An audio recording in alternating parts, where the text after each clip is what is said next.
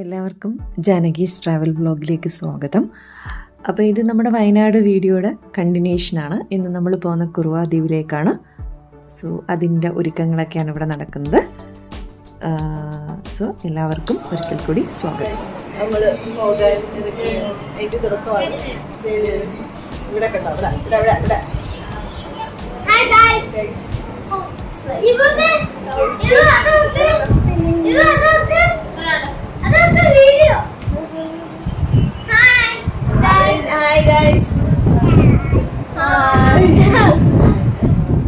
എല്ലാവരും ഒരുങ്ങിയിറങ്ങി.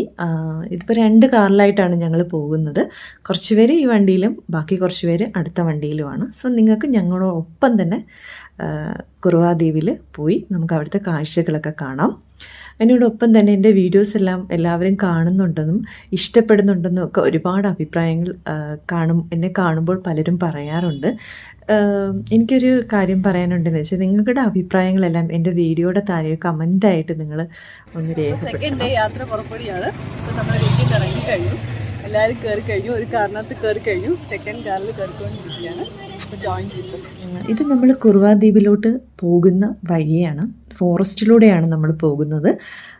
ഭയങ്കര രസമായിട്ടുള്ളൊരു യാത്രയും അനുഭവവുമായിരുന്നു വയനാടൻ യാത്ര ഞങ്ങൾക്ക് തന്നത്. നമ്മളിവിടെ കുറുവ ദ്വീപിലെത്തിയിരിക്കുകയാണ്. ഇവിടെ കുറേ സ്ഥലങ്ങളിങ്ങനെ പാർക്ക് ചെയ്യാനൊക്കെ ആയിട്ട് അവർ അറേഞ്ച് ചെയ്തിട്ടുണ്ട്. പിന്നെ ഒരുപാട് കച്ചവടക്കാരെയും നമുക്കവിടെ കാണാൻ കഴിയും.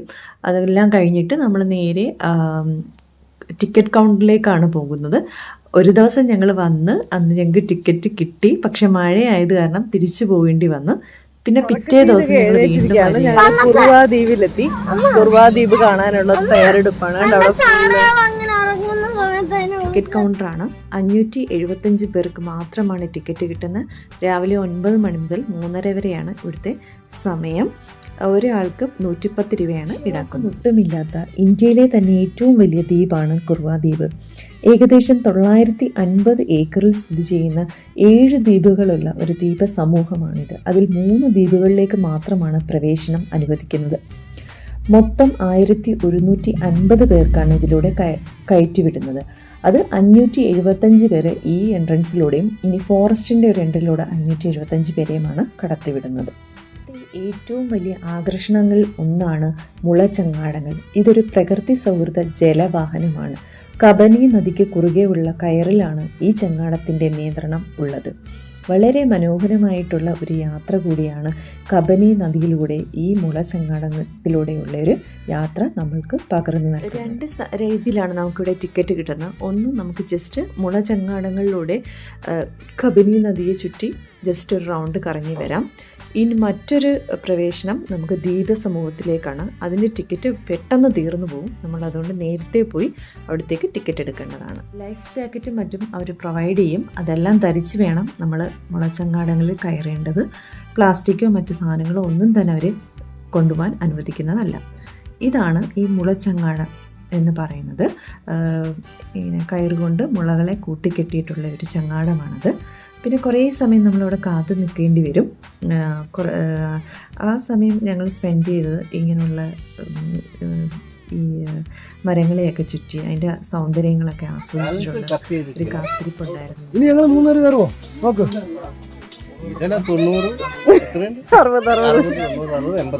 ഇതാണ് ചങ്ങാടം.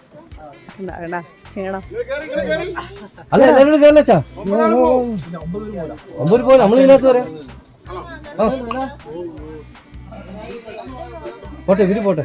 അല്ല ഇത് വെയിറ്റ് കൂടുതലല്ലേ. ഇവിടെ ഒരുമിച്ച് ഒരു ചങ്ങാടത്തിൽ കയറാൻ പറ്റത്തില്ലായിരുന്നു. അതുകൊണ്ട് ഒരു ബാച്ച് പോയി.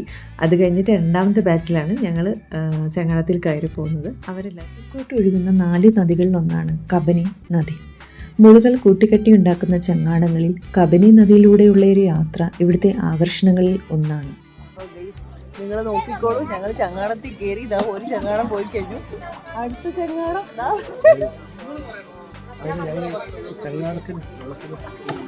മൊത്തം വെള്ളത്തില്ല.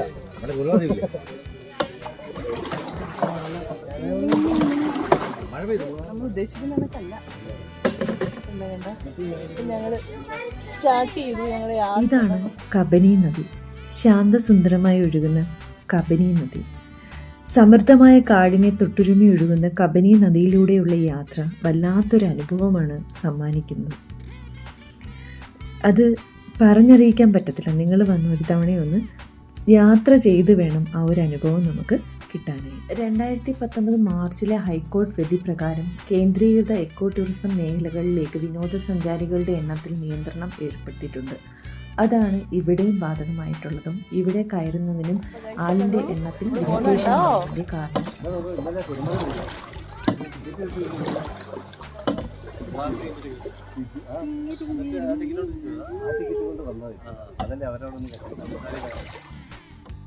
കുർവാ ദ്വീപിലേക്ക് കയറിയില്ല. അതിൻ്റെ ടിക്കറ്റ് ഓൾമോസ്റ്റ് ഫിനിഷ് ആയിരുന്നു.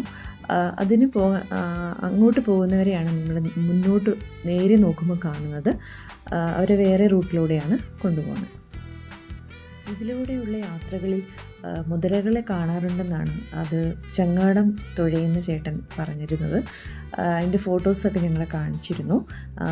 അതുമാത്രമല്ല, നമുക്ക് തുഴയാനുള്ളൊരു അവസരം അവർ തരുന്നതാണ്. അത് ഇതെല്ലാം കൂടെ ചേർന്ന് കഴിയുമ്പോഴത്തേക്ക് നമുക്ക് നല്ലൊരു വൈബാണ് കിട്ടുന്നത്. അത് മാത്രമല്ല, ആ ചുറ്റുമുള്ള ഒരു കാഴ്ചയെന്ന് വെച്ച് കഴിഞ്ഞാൽ ഭയങ്കര രസവും കുളിർമേകിയമായ കാഴ്ചകളാണ്. വെള്ളത്തിലൂടെയൊക്കെ ഇങ്ങനെ കൈയിട്ട് തുഴഞ്ഞുള്ളൊരു അനുഭവമൊക്കെ ഭയങ്കര രസം തരുന്നതായിരുന്നു. അടിപൊളിയായിരുന്നു യാത്ര. എനിക്ക് പറയാൻ വാക്കുകൾ കിട്ടുന്നില്ല. അത്രയ്ക്ക് മനോഹരമായൊരു യാത്രയായിരുന്നു കുർവാ ദ്വീപിലുണ്ടായ ഇവിടെയുള്ള ഈ ചങ്ങാടത്തിലൂടെയുള്ളൊരു യാത്ര ഞങ്ങൾക്ക്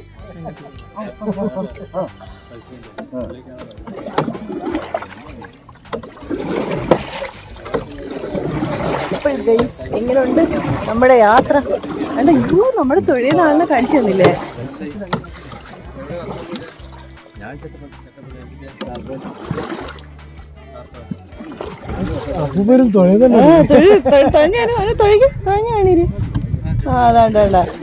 തുഴയുന്നുണ്ട കബനി നദിയിലൂടെ മുളയിലൂടെ തുഴഞ്ഞു. നൂബിയുടെ പപ്പയാണ്. നൂബിയുടെ പപ്പയുടെ ബന്ധുക്കളും വീടും ഒക്കെ കുർവാ ദ്വീപിൻ്റെ എതിർവശത്ത് അപ്പുറത്തെ സൈഡിലാണെന്നാണ് ജോസേട്ടൻ പറയുന്നത്. അവർ കളിച്ച് വളർന്ന സ്ഥലങ്ങളൊക്കെയാണ് അവിടെയൊന്നും. പണ്ടൊന്നും ഇതിന് റെസ്ട്രിക്ഷൻസ് ഇല്ല. ടൂറിസം ഡിപ്പാർട്ട്മെൻ്റ് ഒന്നും ഏറ്റെടുത്തിരുന്നില്ല. അന്നെല്ലാം അവർക്ക് അവിടെ ഇഷ്ടം പോലെ കയറുകയും കളിക്കുകയൊക്കെ ചെയ്യാൻ അവസരം ഉണ്ടായിരുന്നു. ഇപ്പോൾ ഒരുപാട് റെസ്ട്രിക്ഷൻസ് വന്നു എന്നാണ് ചേട്ടൻ പറഞ്ഞു തരുന്നത്. ഇതിലേക്കൂടെ നമ്മളിപ്പോൾ കുനിഞ്ഞു പോകും. മരത്തിനടിയിലൂടെയാണ് നമ്മളിങ്ങനെ കുനിഞ്ഞു. KTDC ആണല്ലേ? KTDC.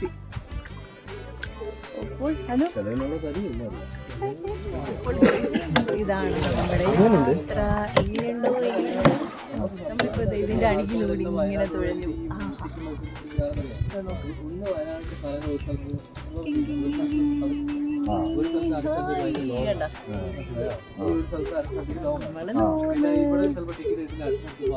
അവിടെ കിട്ടൂല. അപ്പൊ പിന്നെ അവന്റെ ആ ദിവസം കളഞ്ഞു.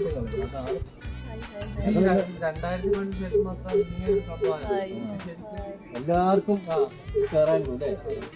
എന്ത് രസമാ മുളയിലൂടെയുള്ള ഒരു യാത്ര. അടിപൊളിയാണ്. ചങ്ങാടത്തിലൂടെയുള്ള യാത്ര സൂപ്പറാണേ. സൂപ്പർ യാത്ര. കണ്ടതാ, ഇവരെല്ലാരും ഇങ്ങനെ പൊയ്ക്കൊണ്ടേ ഇരിക്കുകയാണ്. അവിടെ ബഹളമൊക്കെ കേൾക്കുന്നുണ്ട്. ഇങ്ങനെയാണ് അതിന്റെ വ്യൂ.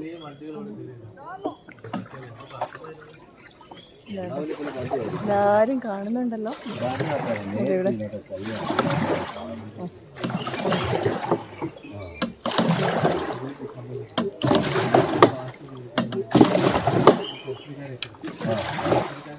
ചെങ്ങാടം. അപ്പം നമ്മൾ ചെങ്ങാടത്തിലൂടെയുള്ളൊരു യാത്രയാണ്. എങ്ങനെയുണ്ട്?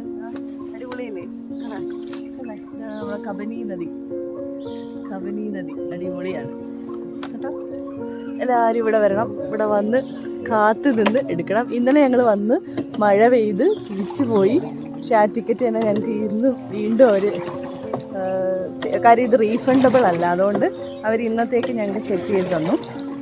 അവരിന്നലെ ഞങ്ങൾക്ക് ഇങ്ങനെ എഴുതി തന്നു, ടുമോറോ എന്ന് എഴുതി തന്നു. അങ്ങനെ ഞങ്ങൾ ഇന്ന് ആ ടിക്കറ്റുമായിട്ട് വന്നിട്ടാണ് ഇന്ന് ഞങ്ങളിവിടെ ഇങ്ങനെ ഇതിലൂടെ യാത്ര ചെയ്യുന്നത്. പക്ഷേ രസമായിരുന്നു. ഞങ്ങൾ ഇന്നലെ വേണ്ടാന്ന് പറഞ്ഞ് ഞങ്ങൾ തിരിച്ചു പോയതായിരുന്നു. വേണ്ട ഇനിയിപ്പം മഴ ചെയ്താൽ പ്രശ്നമാവുമല്ലോ എന്നൊക്കെ കരുതി ഞങ്ങൾ തിരിച്ചു പോയിരുന്നതാണ്. പക്ഷെ എന്നിട്ട് വീണ്ടും ഞങ്ങൾ ഇന്ന് വന്ന്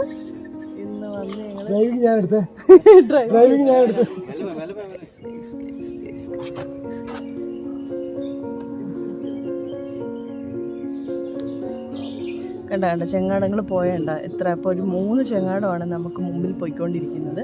അപ്പോൾ അവർ ഒരു ഏകദേശം ഒരു അടുത്തെത്തിയെങ്കിൽ മാത്രമേ നമുക്ക് ഇനി പോകാൻ പറ്റൂ. ഇവിടെ ഇങ്ങനെ കയറ് കെട്ടി തിരിച്ചിട്ടുണ്ട്. ഈ ഫുള്ള് നടുക്കോട്ടൊന്നും നമുക്ക് പോകാൻ പറ്റത്തില്ല. ഇവരിങ്ങനെ കയറ് ഇങ്ങനെ നിങ്ങൾക്ക് കാണാൻ പറ്റും. സൂക്ഷിച്ച് നോക്കിയത് ഇവിടെ ഇങ്ങനെ കയറ് കെട്ടിയിട്ടുണ്ട്. ആ കയറ് കെട്ടിയിരിക്കുന്ന സ്ഥലത്തൂടെ മാത്രമേ നമുക്ക് പോകാൻ പറ്റത്തുള്ളൂ ആ ഒരു ഏരിയയിലേക്ക്.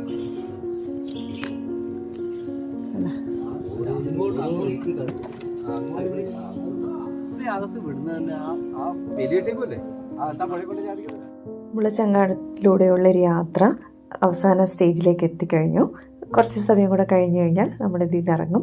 സങ്കടമുണ്ട്, പക്ഷെ എങ്കിലും നല്ല രീതിയിൽ ആസ്വദിച്ചു.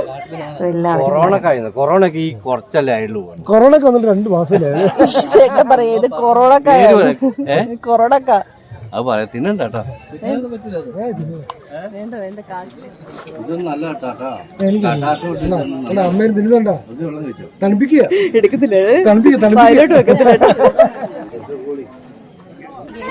ഞങ്ങളൊരു റിലാക്സേഷന് വേണ്ടിയിട്ട് ഇപ്പോൾ ഐസ്ക്രീം കഴിച്ചുകൊണ്ടിരിക്കുകയാണ്. കൊച്ചുകുട്ടികൾ ഇതെല്ലാം മുതിർന്നവരും ഇതൊക്കെ കൊച്ചുകുട്ടികളാണ്.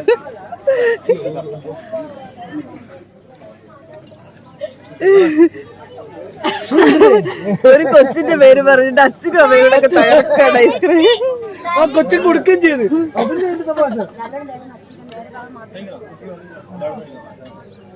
എല്ലാരും ഐസ്ക്രീം തിന്നു. അവള് വയലന്റ് ആവുന്നു. കൊച്ചിന്റെ ഐസ്ക്രീം മേടിച്ച് കഴിച്ചിട്ട് കൊച്ചു വയലന്റ് ആവുന്നു.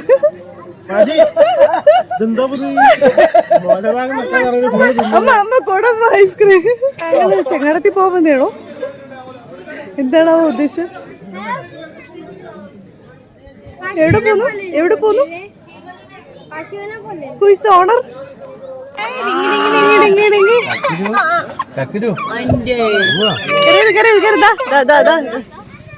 ഞങ്ങള് കുറുവാദ്വീപിൽ നിന്നും തിരിച്ചിറങ്ങി മടങ്ങിപ്പോകുന്ന വഴിയാണിത്. ഇത് ഇടയ്ക്ക് കൊച്ചുങ്ങൾക്ക് ഫുഡ് കൊടുക്കാനായിട്ട് ഒരു റബ്ബർ സ്റ്റേറ്റ്മെൻറ്റ് സൈഡിൽ നിർത്തി. അപ്പോൾ അവിടെ നടന്ന കാഴ്ചകളാണ് ഇനി നിങ്ങൾ കാണാൻ പോകുന്നത്.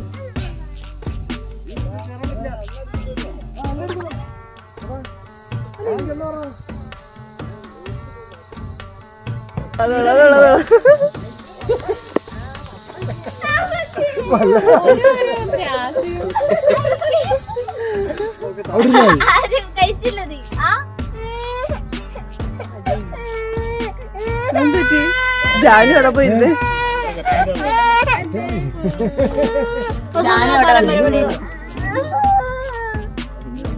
ഹായ് ഗൈസ്, ഞങ്ങൾ പഴം തിന്നാൻ നിർത്തിയതാണ് ഗൈസ്. അച്ഛൻ്റെ ഒരു അഭ്യാസ പ്രകടനമാണ്. പഴയ കാലത്തിലേക്ക് അച്ഛൻ കുറച്ച് സമയത്തേക്ക് മടങ്ങിപ്പോയി. അതിൻ്റെ ഒരു ആഫ്റ്റർ എഫക്റ്റാണ് ഇത്. മടങ്ങിപ്പോവുകയാണ്. ഇനി ഞങ്ങൾ അടുത്തത് ബാനാസുര സാഗർ ഡാമാണ്. അത് നമുക്ക് അടുത്ത വീഡിയോയിൽ കാണാം. ഇപ്പോൾ ഈ പോകുന്ന വഴികളിൽ ഭയങ്കര മനോഹരമായ കാഴ്ചകളാണ്. അതും കൂടെ നിങ്ങൾ കാണുക. അപ്പോൾ എല്ലാവർക്കും വീഡിയോ ഇഷ്ടപ്പെട്ടെങ്കിൽ എല്ലാവരും ലൈക്ക് ചെയ്യുക, ഷെയർ ചെയ്യുക, സബ്സ്ക്രൈബ് ചെയ്യുക, കമൻറ്റ് ചെയ്യുക. എല്ലാവരും ഒന്ന് കമൻറ്റ് ചെയ്യണം. നിങ്ങളുടെ അഭിപ്രായങ്ങളൊക്കെ ഒന്ന് അറിയിക്കണം. എങ്കിലേ നമുക്ക് എന്തെങ്കിലുമൊക്കെ മാറ്റങ്ങളൊക്കെ വരുത്തണമെങ്കിൽ വരുത്തണ്ടേ. So thanks for watching.